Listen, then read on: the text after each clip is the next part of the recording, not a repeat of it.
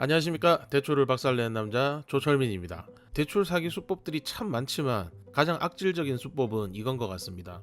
대환 대출이 된다면서 접근해서 이 사람의 돈을 뜯어먹는 그런 보이스피싱 수법을 저는 가장 악질적으로 생각을 하거든요. 그래서 이에 관련된 영상을 2020년도에 제가 올려드렸었고, 그리고 그 후에는 24년도 12월 달에 다시 한번 또 올려드렸었어요.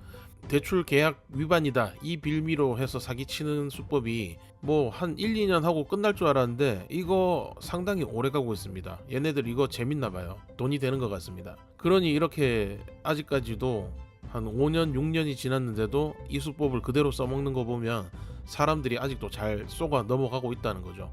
8개월 전쯤에 대환대출 계약 위반 보이스피싱 수법에 대해서 얘기를 드렸지만 이번에 또 새로 다시 한번 또 드리겠습니다. 영상들은 시간이 지나면 뒤로 묻혀버리기 때문에 지금 당장 사기를 당하시는 분들은 영상을 보고 싶어도 찾을 수가 없어서 못 보는 경우가 많아요.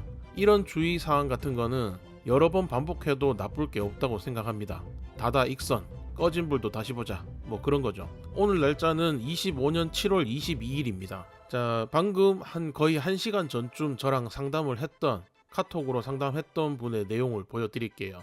자, 이분의 프로필 사진이나 아이디 이런 거는 다 모자이크 처리를 해서 다른 걸로 본인 게 아닙니다. 자, 내용만 보시면 되시고요. 자, 12시 47분에 안녕하세요라고 연락이 옵니다.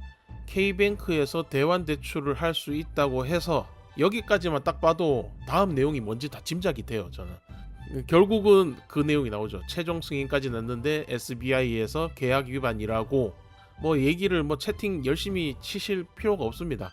그 빨리 사기입니다라고 얘기하고 결론을 내드리는 게 서로 편한 일이고, 저는 아주 극티입니다. 아주 T 중에서도 극 T입니다. 자, 어쨌든 이분은 끝까지 얘기를 하시죠. 돈을 납부하라고 하는데 사기인가요? 사기입니다. 100%죠.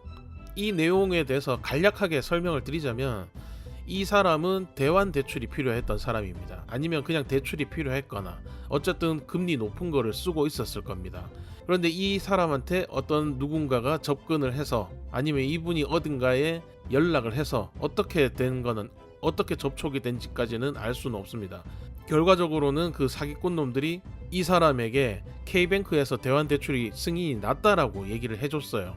최종 승인까지 났다라고 얘기를 했고, 그리고 입금 받기 직전인 상황까지 만들었겠죠.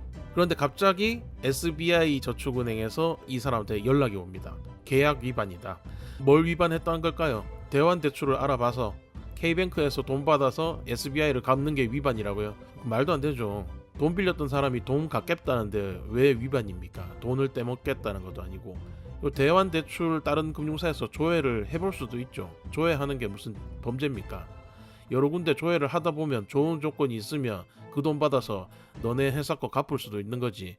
이런 걸로 계약 위반이다 뭐 문제 삼는 금융사는 대한민국 땅에 없습니다. 자, 이분은 제가 사기라고 얘기를 해드렸지만 확실히 사기인지를 확인하고 싶답니다. 어떻게 확인할 수 있는 방법이 없냐라고 채팅 3번이 나오는데 3번 다 똑같은 내용이죠. 확인하고 싶다. 이게 사기인지 확인하고 싶다. 왜냐, 최종 승인 났다는 그 계약 조건이, 대출 조건이 상당히 좋았을 겁니다.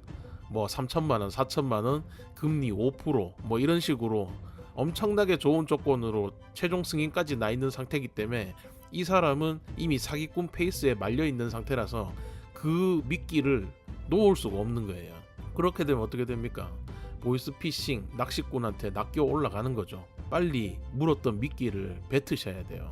제가 이걸 카톡으로 일일이 설명드리는 것도 힘들고, 이 거짓말은 한마디만 뱉으면 되지만 이 말이 거짓말인 거를 진실이라는 걸 증명하기 위해서는 수십 마디의 말을 더 해야 됩니다. 근데 지금 상황이 똑같은 거죠. 제가 카톡 몇 마디로 이 사람 설득할 수 없습니다. 그래서 제가 예전에 올려놓았던 영상 2개를 링크를 해드렸고요. 이 사람한테 이거를 스킵하지 마시고 천천히 다 보시라고 얘기를 드렸어요. 그리고 한 30분이 지났습니다. 이 영상 다 보는데 20분 정도 걸릴 텐데 30분이 지나도 아무 말이 없으시길래 제가 또 이런 거에 민감합니다. 자, 이분은 돈이 얼마가 될지 모르는, 몇백이 될지 몇천이 될지, 이분은 어쨌든 그 돈 사기 당할 뻔 하다가 살아난 거죠. 그러면 아무리 경황이 없어도 영상 보고 사기 당할 뻔한 거를 막았다, 고맙다라고 한마디 정도는 해주셔야 되는 거 아닌가요?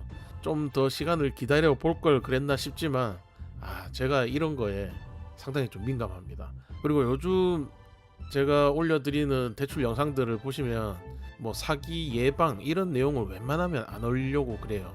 예전에 제가 잠깐 유튜브 운영을 중단할 당시에 그때는 이런 내용들을 정말 많이 올려드렸단 말이죠. 그러면 이런 분들이 영상을 보시고 너무 많이 연락을 주세요.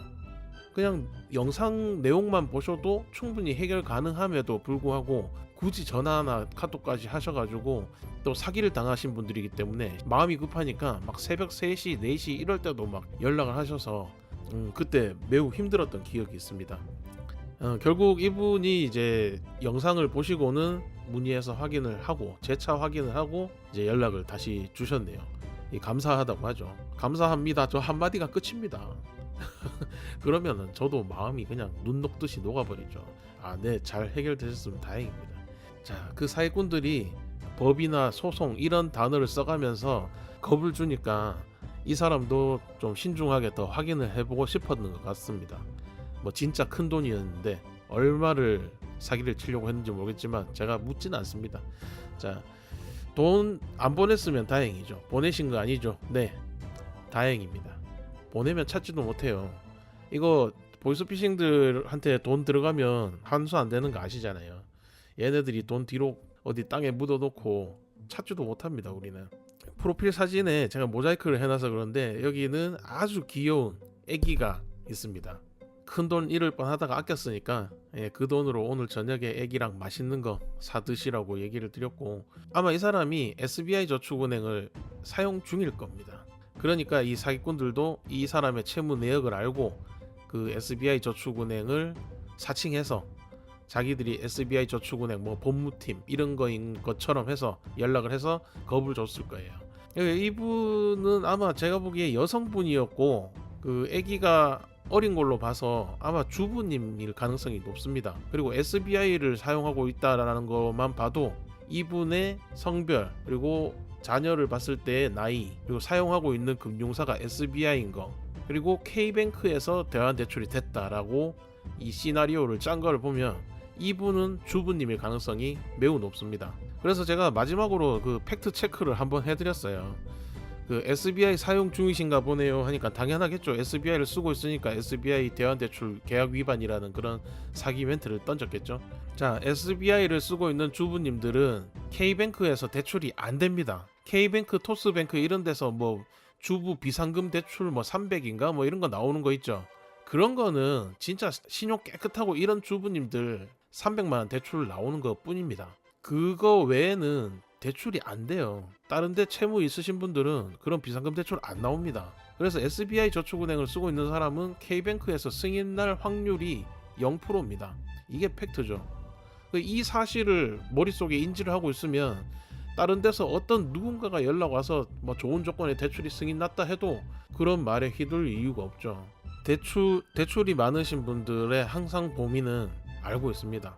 금리가 높고 이자가 비싸고 나가는 돈이 많고 한데 이거 이자를 조금이라도 줄이면 숨통이 트이지 않을까 고민하는 거 잘 알고 있습니다.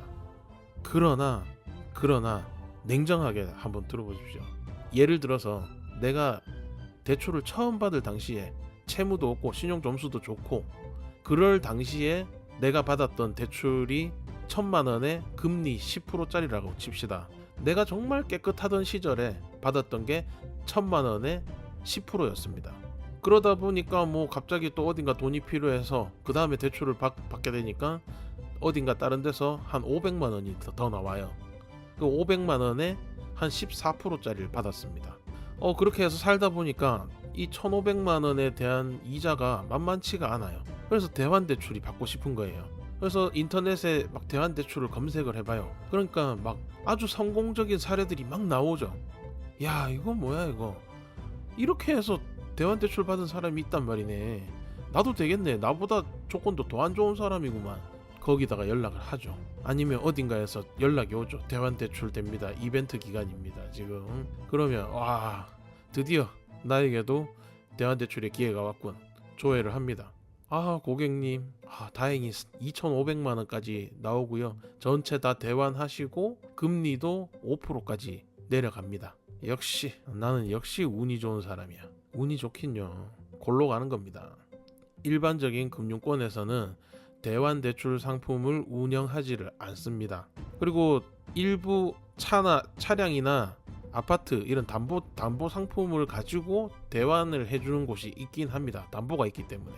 그러나 그 대환은 금리도 낮춰주면서 바꿔준다는 의미가 아닙니다.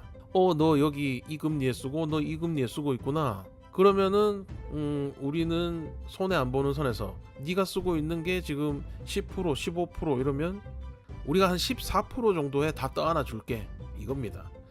결론적으로 이자 줄어들지 않습니다. 그냥 한 곳으로 모으는 건 가능하죠. 일반 시중금융사에서 그런 제도를 운영 안 하기 때문에 정부에서 햇살론이나 뭐 이런 소상공인 정책자금이나 이런 식으로 자금을 지원하고 있는 거예요. 대환대출이 쉬운 거는 정말 아닙니다. 대환대출이 되지도 않을 뿐더러 된다 하더라도 그런 환상적인 결과가 나오지는 않습니다. 대출은 어느 정도 쌓이게 되면 갚아야 해결이 되지, 이거를 빚으로 해결한다는 거는 애초에 말이 안 되는 거거든요. 자, 대환대출 계약 위반이라는 이런 보이스피싱은 정말 악질적이고 이거 당하시면 돈도 못 찾습니다. 그래서 항상 예방하셔야 되고, 그리고 영상 마지막에 좋아요도 꼭 부탁드리겠습니다. 좋아요가 많이 늘어나야 이런 영상들이 널리 퍼집니다. 대한민국 땅에 경제활동하고 있는 누군가는 어딘가에서 당할 수 있는 그런 아주 더러운 사기 수법입니다. 이 내용이 많이 알려질 수 있도록 좋아요 한 번씩 꼭 부탁드리겠습니다. 감사합니다.